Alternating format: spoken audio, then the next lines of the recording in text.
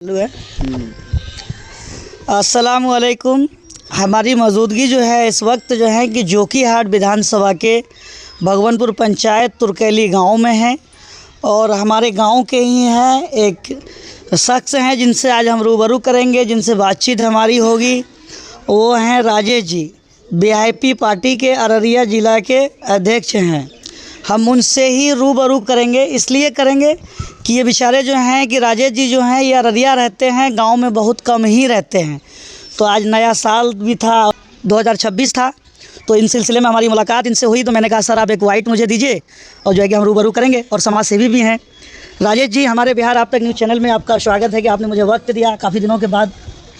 आपका भी स्वागत हो जो कि आज अब अररिया से चल के मेरे गांव आए हुए हैं। तो मैं सबसे पहले आपको बधाई दूं कि कम से कम हमारे जोकीहाट प्रखंड के भगवानपुर पंचायत का जो आवाज़ आप उठाए हैं इसके लिए मैं आपको ढेर सारा धन्यवाद देता हूं कि जो कम से कम यहाँ की गरीबों का जो आवाज़ है आप कम से कम जो कि मीडिया के माध्यम से सरकार तक पहुँचाने की काम करते हैं आप।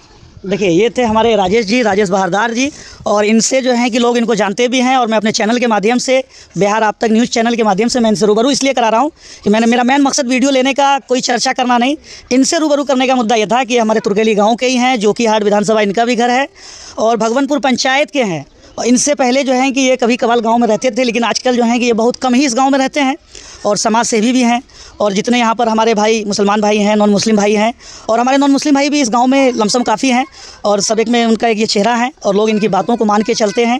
तो इनसे मौके पे जो है हमारी बातचीत होगी। आप जो आज आए हैं हमारे यहाँ आप अपने गाँव में, और नया साल है 2026, आज शुरुआत हुआ है, पहली तारीख है, और अपने समाजवादियों को जो है कि क्या संदेश देना चाहते हैं हमारे चैनल के माध्यम से? मैं ये संदेश देना चाहता हूँ अपने गाँव वासियों को, बिहार वासियों को, देशवासियों को कि 2026 की नई शुरुआत है और सब अपने साथ रह करके अपने परिवार के साथ मिलजुल करके अपने गांव पंचायत के साथ बढ़िया व्यवहार करें और नए साल की नई तरह से नई तरक्की करें और नई तरह की शुरुआत करें। ये संदेश सिर्फ आपने अपने कौम के लोगों को दिया है या मुसलमान भाई को भी दिया है? नहीं, हिंदू मुसलमान सबके लिए है और बराबर सबके लिए है। ये देश सभी के लिए है। ये हिंदू और मुसलमान किसी का नहीं, ये देश सबके लिए है। ये जितना हमारी इसमें हिस्सा है उतना आप लोग का भी हिस्सा है। और जितना हम जैसे हम लोग भी झंडा फहराते हैं 26 जनवरी हो, 15 अगस्त हो, उसी तरह आप लोग भी फहराते हैं। जैसे आप लोग भी देश गान जैसे गाते हैं, जनगण मन, वैसे हम लोग भी गाते हैं। तो सबके लिए बराबर ही है। देखिए, ये जो मुद्दा मैंने इनसे पूछा इसलिए इनसे ही कहलवाना हम चाह रहे थे, सिर्फ आप अपने कौम के लिए या मुसलमान भाइयों के लिए भी? तो इन्होंने क्या कहा है, नहीं सिर्फ अपने लिए नहीं, हमारे नॉन मुस्लिम भाई भी हैं और मुस्लिम भाई भी हैं, उनके लिए भी। तो मैं इस एक बात को मैं इनसे ही रूबरू और जाहिर कराऊंगा। ये जो हैं राजेश जी, ये वीआईपी पार्टी के अररिया के जिला अध्यक्ष भी हैं। तो सर आप ये बताइए, आपकी वीआईपी पार्टी को, गठबंधन में आपकी पार्टी थी, उनको 15 सीट मिला था और वो पार्टी जो है कि कहीं पूरे बिहार में एक भी सीट नहीं लाती है, और तेजस्वी यादव जी जो हैं कि इस वक्त कहीं और गए हुए हैं। क्या कहेंगे इस मुद्दे को लेकर के? नहीं, देखिए, हमको जो 15 सीटें मिली, जहाँ से हम लड़ना चाह रहे थे वो हमारे मनपसंद सीट नहीं मिली। हमको अररिया में 1 सीट मिला और हमने इतना बहुत प्रचंड जो वोट लाया हमने, और हमारे जो 15 सीट जो हमको मिला और सबसे ज़्यादा 96,000 वोट हमने सिकटी विधानसभा क्षेत्र से हम लोग जो है कि लाए।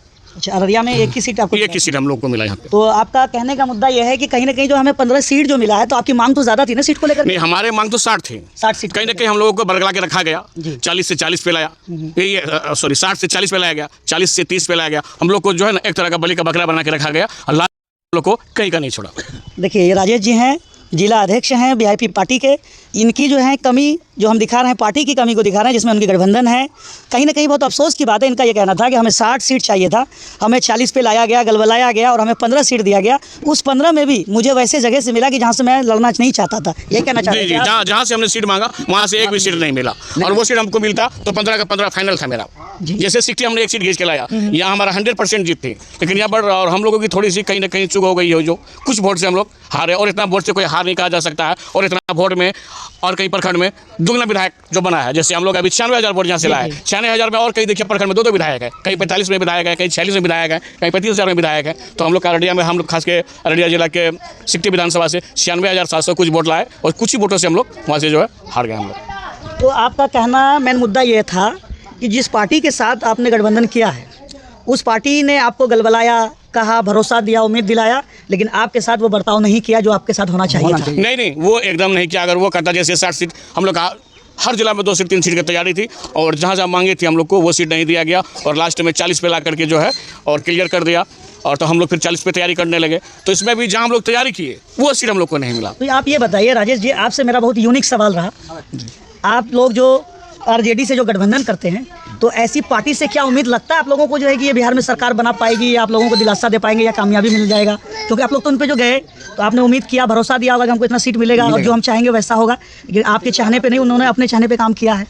देखिए, जैसे उम्मीद वो भी करता है कि मैं भी डिप्टी सीएम बनूं, वीआईपी पार्टी भी एक उम्मीद करता है कि मैं भी डिप्टी सीएम बनूं। तो हम लोग का भी संघर्ष चालू है। 5 साल बसा हुआ है, अभी 5 साल में तक क्या होती है वो तो अभी समय की बात है, देखा जाएगा। और हम लोग जितना मेहनत करेंगे और उसी हिसाब से हम लोग सीट का फिर मांगे करेंगे। यदि मांगे फिर तैयार नहीं होगा तो फिर हम लोग जो है 243 सीट पे हम लोग तैयारी फिर करेंगे। अब हम लोग किसी के जो है ना बरगलाने में या बहकावे में या आपकी पार्टी जो है राजेश जी, विधानसभा चुनाव तो बिहार में खत्म हो गया इस समय, अब लोकसभा चुनाव 2029 में होने को जा रहा है, फुल्ली तैयारी चल रहा है पूरे बिहार में। आपकी वीआईपी पार्टी जो है वो पूरे 243 पे लड़ेगी या खुद कुछ पार्टी को लेकर के लड़ेगी? नहीं, अभी जैसे लोकसभा की चुनाव है, अभी पूरा बिहार में 40 सीट है, तो हम लोग अभी 40 पे तैयारी करेंगे खुद की। हाँ, खुद का 40 पे तैयारी करेंगे। गठबंधन नहीं रहेगी आपकी? नहीं, गठबंधन जहाँ तो है, हम अपनी पार्टी की 40 सीट पे तैयारी करेंगे। अच्छा, 40 सीट, 40 पे तैयारी करेंगे। अच्छा। उसके बाद गठबंधन में अगर बात बन जाती है और मैं जिस सीटों की मैं मांग करूंगा, अगर वो सीट हमें नहीं मिलती है तो फिर इसके लिए हम लोग फिर सोचेंगे अपना कि हम लोग को क्या करना है, महागठबंधन में रहना है या फिर हम लोग को एलायंस चुनाव लड़ना है। अभी आपके कहने का मतलब है कि अभी वक्त है, हमारा आला कमान जो तय करेगा हम उस चीज़ पे। हाँ, अभी 3 साल बचा हुआ, हम लोग अभी 3 साल पूरा मेहनत करेंगे। चलिए, पूरे बिहार वासियों को आज 2026 का पहला दिन है और पहला महीना है, पहला तारीख है, क्या संदेश देना है पूरे बिहार वासियों को? पूरा बिहार वासियों को यही संदेश देना चाहता हूँ कि हमारे जितने वीआईपी पार्टी के लोग हैं, हमारे जितने महागठबंधन के लोग हैं, और सब मिलजुल के भैयाचारी बना के रहें, और हमारे जो लोकसभा का भी जो तैयारी हम लोग कर रहे हैं, सब मिलजुल करके एक साथ आए और सरकार बदलने का काम करें। और जो अपने हक अधिकार की लड़ाई जो हम लोग लड़ रहे हैं, अभी मेन मुद्दा हमारा आरक्षण है। ऐसे तो आरक्षण मिलेगा नहीं जब तक कि हम लोग लड़ाई नहीं लड़ेंगे, हमारा कहीं सरकार नहीं होगी तो हम लोग अपना आरक्षण तो सरकार अभी देने वाले हैं नहीं। हम पहली बार बीजेपी के साथ थे तो हमें यहाँ से मंजूरी बिहार सरकार से मिल गई थी, तो हमारा सेंटर से हमको मिला नहीं, तो उसके लिए फिर हम लोग पीछे आ गए। आज हमारा बाल बच्चा जितना पढ़ लिख करके सब बेरोजगार है, ठीक है, गाँव घर में सब घूम रहा है, कोई जाकर के जो है कि इधर अपना खेती गृहस्थी कर रहे हैं, कोई इधर उधर भटक रहे हैं, कोई अपना प्लान चला गया, कोई बाहर चला गया, और हम लोग का बाल बच्चा पढ़ लिख करके कोई ये नहीं है। और वही देखिए, जहाँ आरक्षण मिला हुआ है, साइन भी ठीक से नहीं जानता है, वो कौन है जानते हैं? शिक्षा मित्र, चौकीदार, और ये क्या बोलते हैं उसको, ये BDO और CO, ये अभी जो या कार्यपालक, अकाउंटेंट, कुछ भी जानकारी नहीं है, कुछ भी जानकारी नहीं है, नौकरी है और सबको नौकरी है। किनको उनकी सरकार है, हमारा तो कोई सरकार नहीं, हमारा तो कोई सुनता नहीं है। अच्छा, इसलिए हम लोग का बाल बच्चा भी। राजेश जी, बिहार में इस वक्त जो है कि बीजेपी की सरकार है, सब लोग जानते हैं, और बुलडोजर बाबा के नाम से भी इस वक्त जो है कि सम्राट चौधरी जी जाने जाते हैं पूरे एरिया में, पूरे बिहार में जो है कि पूरा हड़गम मचा हुआ है। और आज रात की बात है कि एक जोकीहाट में एक रोड पे एकदम जो है कि हाईवा से एक्सीडेंट होता है, फ़ौरन वो बॉडी जो है कि गिरने के बाद ही उनकी मौत हो जाती है, और कोई प्रशासन नहीं आती। अगर प्रशासन आती भी है तो कोई एम्बुलेंस का सेवा नहीं है। क्या कहेंगे बिहार सरकार से आप? देखिए, बिहार सरकार क्या कहेंगे, डबल इंजन की सरकार है, वो चलता है रिमोट पे, वो बेचारा क्या करे, वो तो खुद का उसका जान संभालता नहीं है, वो रिमोट कंट्रोल पे चलता है। रिमोट कहाँ पे आप जान रहे हैं, हमारे सम्राट चौधरी है, उसके हाथ रिमोट है, वो रिमोट इधर दबाएगा, उधर उधर रोबोट घूमेगा। तो हमारा जो नीतीश बाबू अभी वो अभी रोबोट बना हुआ है। ये इतनी अफसोस की बात है राजेश जी कि जो एक्सीडेंट शाम को 6 बजे होता है, मैंने वीडियो चलाया, फिर रात को मैं 12 बजे आता हूँ तो वो डेड बॉडी जो है उसी रोड पे फेंका हुआ था। कोई इंसाफ नहीं। वहाँ के लोग ये कह रहे थे कि अभी तक जोकीहाट में, हम अररिया जिला की बात करते हैं, जोकीहाट में हम लोग जोकीहाट विधानसभा में एक एम्बुलेंस का भी व्यवस्था वहाँ पे नहीं था। क्या कहेंगे आप सरकार से? देखिए, सबसे बड़ी बात है शिक्षा मंत्री जो हमारे हैं, ये उस पर ध्यान दें, क्योंकि